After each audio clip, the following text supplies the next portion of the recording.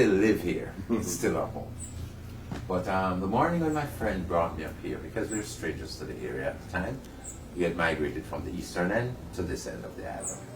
Wanted to settle down again because we left our own, we sold property that we had there.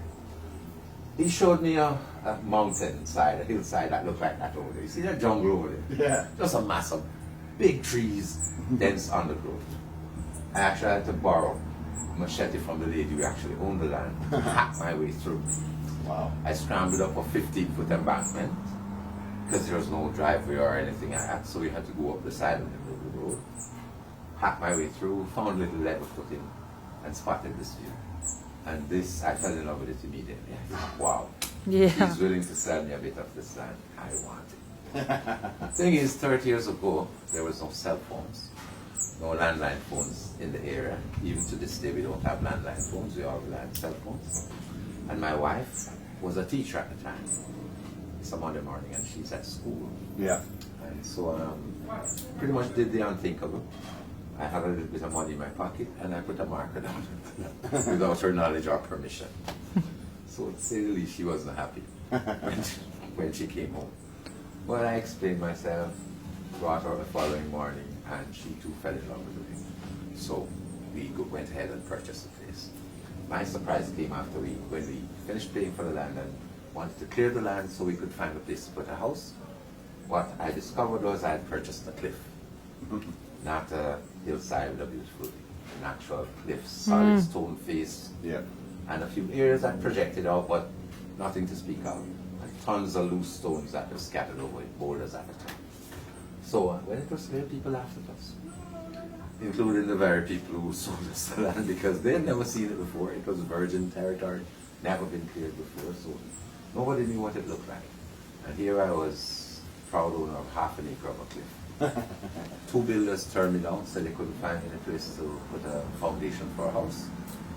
And so it hung on my shoulders for a bit. But I decided to, I drew the hillside, just the shape of it. Found this area which was the largest area that projected off the face of the cliff.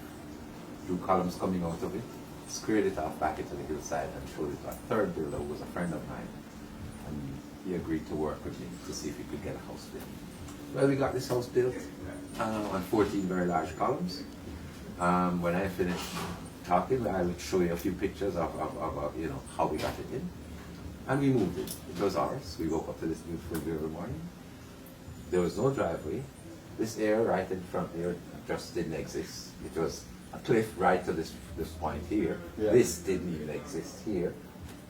This area. No. So we were just on the edge there. Yeah. You see two yellow lines. That's where the edge was. That's the edge. 30-foot drop off straight down. Anyway, as I said, we moved it. I was fairly content, happy, but my wife wasn't because she's an average gardener. Yeah. And there was no place for her to put a garden or a flower. So I had to figure out a way to make the land work.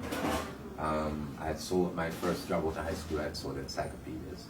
Remember seeing those encyclopedias where in Asia they grew rice on steep hillsides by creating terraces. I had all of these rocks, steep hillsides, and I just decided, you know, maybe something like this could work for us.